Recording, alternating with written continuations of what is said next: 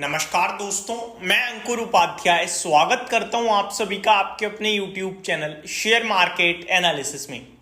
दोस्तों, अमेरिका का बाजार रात में बिल्कुल flat to positive to flat to negative बंद हुआ है। ऐसा हमें देखने से लगेगा इंडेक्स लेवल पे, लेकिन अमेरिका में विक्स कल 10% बढ़ गया विदाउट एनी रीजन। कोई मूवमेंट नहीं है, कोई बड़ी वॉलेटिलिटी नहीं थी, उसके बावजूद विक्स 10% बढ़कर आया है। ये थोड़ा सा सरप्राइजिंग है।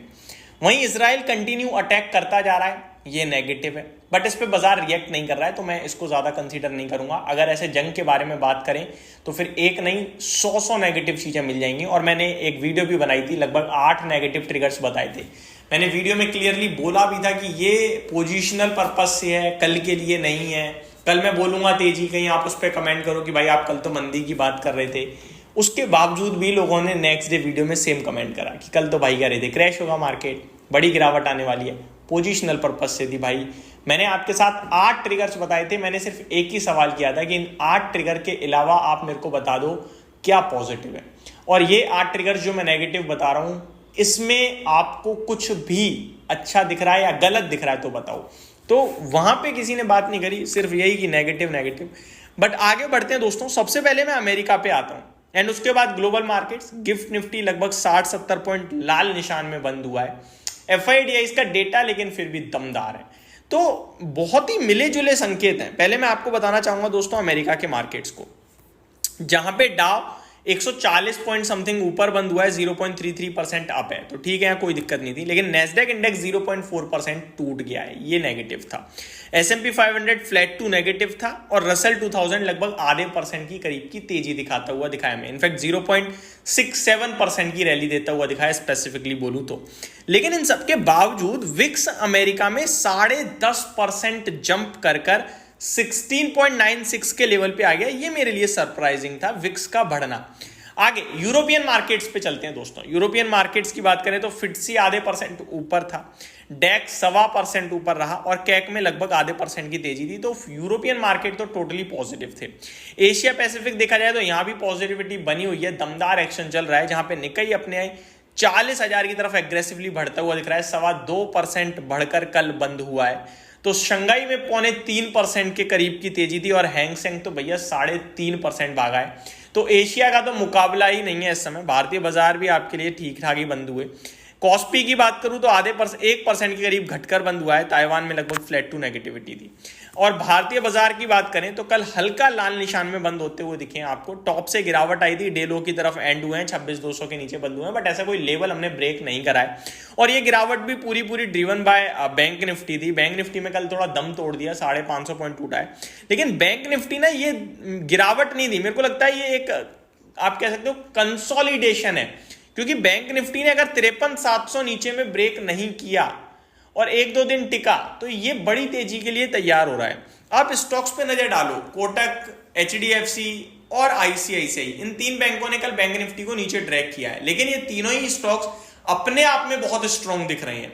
तो पॉजिटिविटी की उम्मीद है मेरी ज्यादा है एज कंपेयर टू नेगेटिविटी। अब बढ़ते हैं दोस्तों आगे गिफ्ट निफ्टी की तरफ। तो 60 पॉइंट घटकर 26,270 के करीब है गिफ्ट निफ्टी और हम लोगों की क्लोजिंग आई है 26,178। तो कोई ऐसी बड़ी टेंशन या दुविधा का माहौल नहीं है मेरे हिसाब से। अब आ जाता हूं दोस्तों FIDIs के डेटा पे। तो कल FIIs कैश मार्केट में 1209 करोड़ की सेलिंग जरूर कर गई है, लेकिन उसके सामने फ्यूचर स्टॉक्स एंड इंडेक्स में 5,406 करोड़ की बाइंग कर गए हैं। तो ये डेटा तो बहुत स्ट्रॉन्ग दिख रहा है एक तरीके से। इसको छोड़ते हैं, ऑप्शंस की तरफ आते हैं तो 53,000 करोड़ की बाइंग हुई है, 53,000 करोड़ की बाइंग हुई है ऑप्शंस में। अब अगर मैं निफ्टी का चार्ट ओपन करूं तो ऐसा लग रहा है भैया डे लो पे बंद हुआ है, तो पुट में बाइंग हुई है, यानी कि बाजार नीचे की तरफ धकेलने की तैयारी दिख रही है इस बार शॉर्ट में। यानी कि हो सकता है मंडे आपके लिए फर्स्ट हाफ में नेगेटिव हो जाए या फिर ऊपर खुल के नेगेटिव हो जाए, क्योंकि पुट में 53,000 करोड़ की बाइंग है। पुट में नहीं है, एक्चुअली केवल बाइंग दिखती है। ऑप्शन में कभी ये नहीं दिखता कि कॉल ऑप्शन बेचा है या कॉल ऑप्शन खरीदा है, सिर्फ फिगर आता है वहां पे। अब हमें ये अज्यूम करना होता है किधर का होता है। अब ऑब्वियसली जिधर मार्केट जा रहा है उस तरफ का ही होता है। अब मार्केट दिन के दौरान पूरे दिन नीचे ही गया है, तो मैं पुट की उम्मीद करूंगा कि पुट खरीदा होगा तभी नीचे आया मार्केट।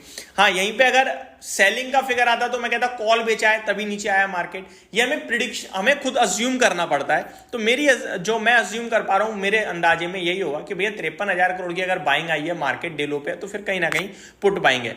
और स्टॉक स्पेसिफिक भी हो सकता है कि कहीं पे कॉल बाइंग हो गई हो, ये भी हो सकता है। फॉर एग्जांपल रिलायंस कल बहुत अच्छा चला है तो शायद रिलायंस की कॉल में खरीदारी आई हो, ये भी पॉसिबिलिटीज हैं। तो ये पूरा अज्यूम करना पड़ता है। स्टॉक स्पेसिफिक दोस्तों एक्शन बना हुआ है।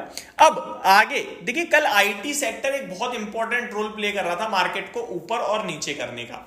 आईटी सेक्टर में एसेंचर के दमदार नतीजे, गाइडेंस से कल 3% की तेजी देखी हमने शुरुआती कारोबार में, लेकिन उसके बाद आईटी सेक्टर पूरे दिन टूटता रहा और एट द एंड डे लो पे बंद हुआ है। इन्फोसिस जो 1975 चला गया था वो 1905 6 के 10 के करीब आके बंद हुआ है। स्पेसिफिकली अगली वीडियो में बात करूंगा तब बताऊंगा। और एसेंचर का शेयर जो आपके लिए परसों रिजल्ट्स के बाद 5% भागा था, वो कल घटकर बंद हुआ है 0.25%। तो क्या रिजल्ट का इंपैक्ट बहुत छोटा था?